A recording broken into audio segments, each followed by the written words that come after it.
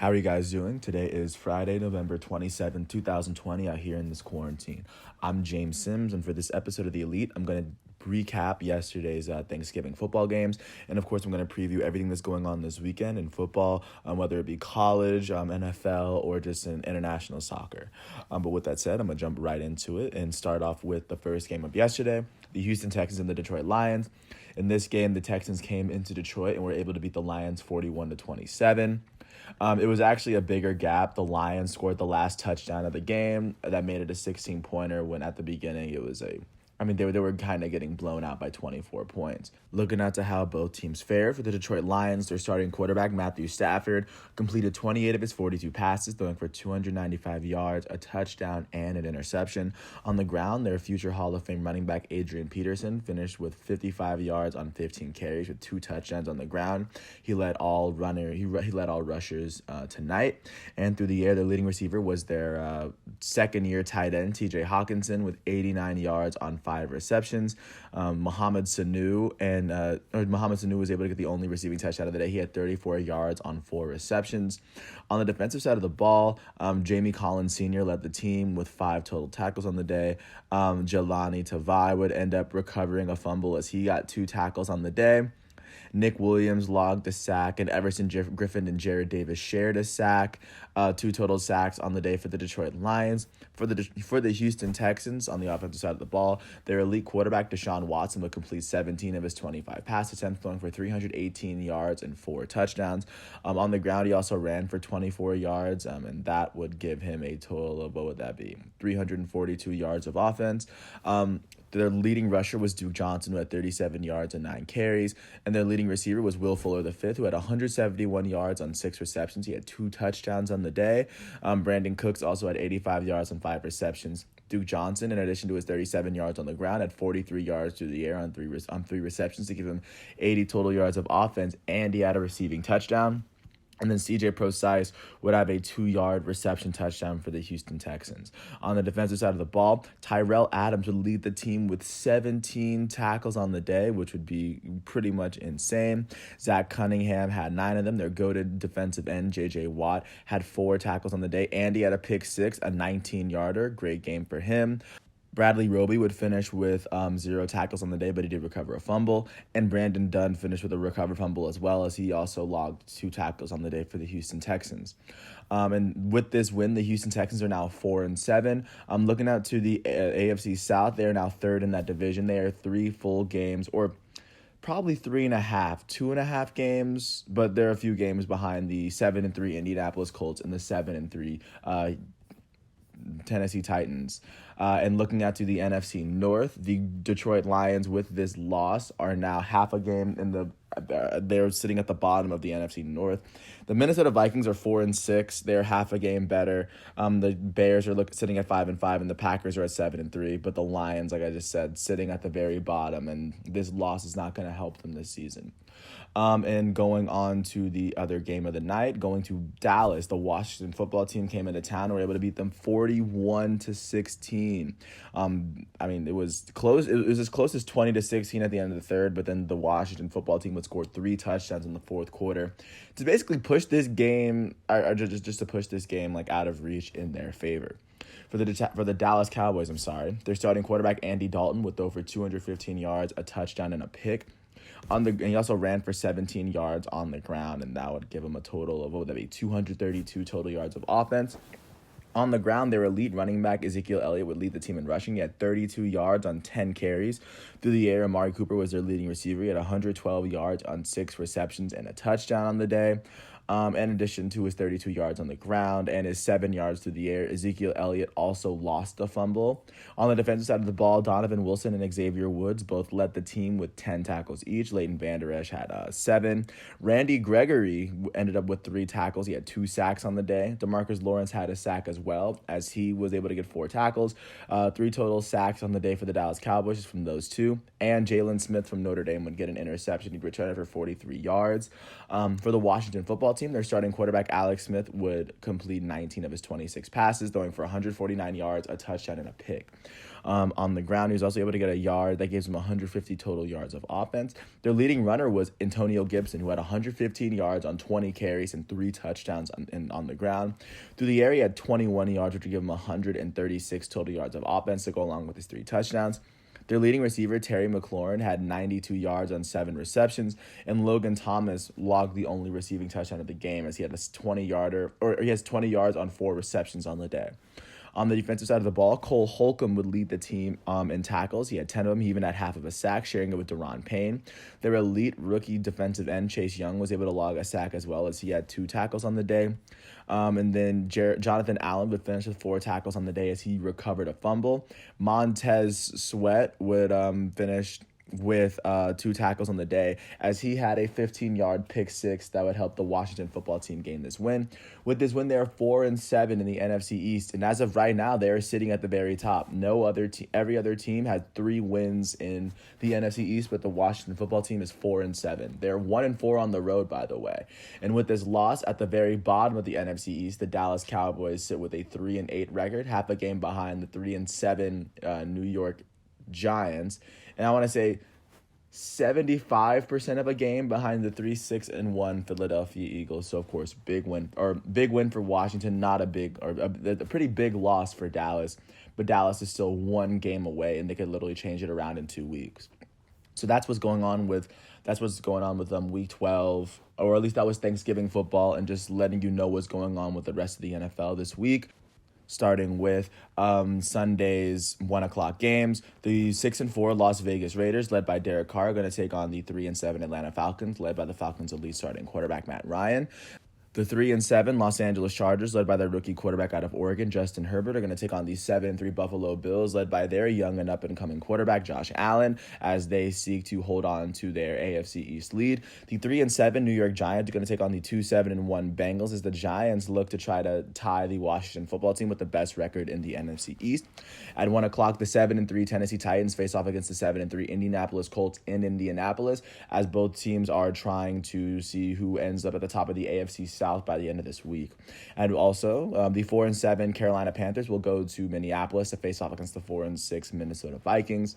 That'll be a pretty big game, especially now that the Panthers' new starting quarterback came from, I want to say, the XFL. So that's going to be a very interesting storyline to follow as they go into Minnesota this week. And Dalvin Cook is still trying to chase Derrick Henry for the rushing yards crown in the NFL. Also, the 6-4 Arizona Cardinals face off against the 4-6 New England Patriots. Cardinals are a game behind the Seahawks and the Rams, so they're trying to chase them, and the Patriots are trying to get their whole season back on track with Cam Newton at quarterback. At 1:00, the 6-4 Miami Dolphins look to take on the 0-10 New York Jets. Jets looking at their first win of the season, as the Dolphins' Tua Tagovailoa is looking to try to get his 4th win as the starter of this team, hopefully if they allow him to start. Also, the 7-3 Cleveland Browns are going to go to Jacksonville as they take on the 1-9 Jaguars. The Browns, after already passing the Baltimore Ravens, are still trying to get at least a wild card spot now that the Pittsburgh Steelers are undefeated. Speaking of the Steelers, they host the Ravens at 1:15. New development for the Ravens. Their elite starting quarterback, the 2019 MVP Lamar Jackson, is out for a couple weeks due to a positive COVID test. Steelers are 10-0. They're looking to remain undefeated, and with Lamar Jackson out, it looks as though it's bound to happen. At 4:05, the 8-2 New Orleans Saints go to the Mile High City to face off against the 4-6 Denver Broncos. The Saints, after beating the Buccaneers, are trying to grow that space in between them and the Buccaneers so that they can kind of sit pretty comfortably at the top of the NFC South. Jumping out to the NFC West, the reigning NFC champs, the 4-6 San Francisco 49ers, are going to go out to Los Angeles to play against the 7-3 Rams. The Rams are still trying to do the best they can to get at the top of their division, and this might be the game to help them inflict their will on this division. Also, 4:25. The 7-4 Tampa Bay Buccaneers, led by their goated quarterback Tom Brady, are going to host the defending champs, the 9-1 Kansas City Chiefs. As of course, many people are going to tune in to watch this rivalry almost, because both Tom Brady did end up beating Patrick Mahomes in the AFC Championship. Mahomes, that was the only the only reason Mahomes doesn't have 2 championships right now. And jumping to Sunday night's game at 8:20, the 7-3 Green Bay Packers, led by their go-to quarterback Aaron Rodgers, are going to host the 5-5 Chicago Bears, who actually haven't been having a bad season with Nick Foles taking the reins at starting quarterback. That's going to be on NBC. With that said, that's what the NFL is going to be looking like this weekend. And, of course, there's a Monday night matchup between the Seahawks and the Eagles, but I'll get into that on Monday. And jumping out to today's college football games in the 13th week of play. Today at noon on ABC, 13th ranked Iowa State will take on 17th ranked Texas, led by Sam Ehlinger. Also at 1 o'clock today, unranked 1-3 Nebraska is going to take on 24th ranked 3-2 Iowa at 3:30. 19th ranked North Carolina at 6-2. They're going to host the second best team in the nation, the 8-0 Notre Dame Fighting Irish. And at 7:30 tonight on ESPN, the 15th ranked Oregon Ducks are going to face off against the unranked Oregon State Beavers. 7:30 ESPN, like I just said. On Saturday, starting with the noon games, 4th ranked Ohio State is going to go to Illinois to take on the Fighting Illini on FS1. The Illini are 2-3. Ohio State is 4-0. Also at noon, the 6-1, 6th ranked Florida Gators are going to host the 3-5 Kentucky Wildcats on ESPN. On ESPN2 at noon, the 12th ranked Indiana Hoosiers are going to face off against Maryland, who is 2-1 so far this season. 23rd ranked Oklahoma State is going to face off against 3-5 Texas Tech on Fox. At 3 o'clock, 20th ranked Coastal Carolina, they're 8-0. They're going to go to Texas State to face off again. They're going to face off against Texas State, and that's going to be at 3 o'clock. At 3:30, it'll be the Iron Bowl on CBS, as first ranked Alabama will take on 22nd ranked Auburn on CBS. Also at 3:30 on ABC, 3rd ranked Clemson's going to take on unranked Pittsburgh. 8th ranked Northwestern is going to go to Lansing to face off against the Michigan State Spartans. Northwestern is 5-0 so far this season. That game is going to be on ESPN. At 7 o'clock on ESPN, 5th ranked Texas A&M is going to host the unranked defending champs, the LSU Tigers. They're 3-3 this season. Texas A&M is 5-1 with Jimbo Fisher as the starting or as the head coach. At 7:30, 9th ranked Georgia is going to go to South Carolina to face off against the Gamecocks on SEC Network. And a lot of games have been postponed, but those are the games that are scheduled. And looking at how soccer is faring overseas, tomorrow at 7:30 a.m., Liverpool, who's sitting second in the Premier League, they're going to face off against Brighton and Hove Albion. They're 16th in the table as Liverpool looks to get 3 more points to try to see if they can close the gap between them and Tottenham. Also in that league, Manchester City is going to face off against Burnley at 10 a.m. Man City is currently sitting 13th in the table. Not the best start for a team that, has won they won 2 straight Premier League titles, not last year, but the 2 years before that. They're going to try to get their season turned around as they need this big win, and they face off against Burnley, they're 17th in the table. So 3 points is kind of needed, especially because Man City is perfect in Champions League. I think that's pretty interesting. And then jumping to Sunday's Premier League games, it'll be Manchester City's going to face off against Southampton at 9 a.m. That's going to be pretty big. Manchester United sitting 10th in the table right now. And Chelsea's going to face off against Tottenham at 11:30 a.m. Tottenham is sitting at the top of the table. They have the same amount of points as Liverpool, but their goal differential is way higher. And Chelsea's sitting at 3rd in the Premier League, so that's going to be a very big matchup between these two teams. And then Arsenal's going to take on Wolverhampton at 2:10. Arsenal's sitting 12th in the Premier League, but that's basically what that's what soccer is looking like in the UK, especially for this week. Jumping to the German Bundesliga, the reigning Bundesliga champs, Bayern Munich, they're going to face off against VfB Stuttgart at 9:30. Bayern Munich is sitting at the very top of the table, 1 point above Borussia Dortmund. And they're going to face off against, like I just said, VfB Stuttgart. Stuttgart is right now sitting 8th in the table. So a good win for Bayern Munich is needed. Speaking of their runner-ups, though, Borussia Dortmund is going to face off against FC Köln. Cologne. They're sitting 2nd from the bottom of the Bundesliga, whereas Borussia Dortmund is sitting 2nd from the top. So this looks as though Borussia Dortmund is going to secure the 3 points. Looking out to the Serie A in Italy, Inter Milan's going to take on Sassuolo at 9 a.m. on Saturday. Inter Milan sitting 5th in the table right behind Juventus. Speaking of Juventus plays Benevento at noon. Cristiano Ronaldo's been on a tear as Juventus right now. They sit 4th in the table, 4 points behind the first place AC Milan. And speaking of AC Milan, looking at the Saturday Serie A matches, AC Milan's going to take on Fiorentina at 9 a.m. Right now, Fiorentina is sitting at 15th in Serie A, so it looks as though these points are going to go to them. Lazio right now sitting at 8th place, but of course doing well in Champions League. They're going to face off against Udinese. So that's going to be a pretty big game between those two. And then jumping out to Ligue 1 very quickly, just to show you what's going on in that league. PSG is going to face off against Bordeaux at 3 o'clock. And with everything going on in their team, because they did lose to Monaco, but they're still sitting at the top of the Ligue 1 by 2 points.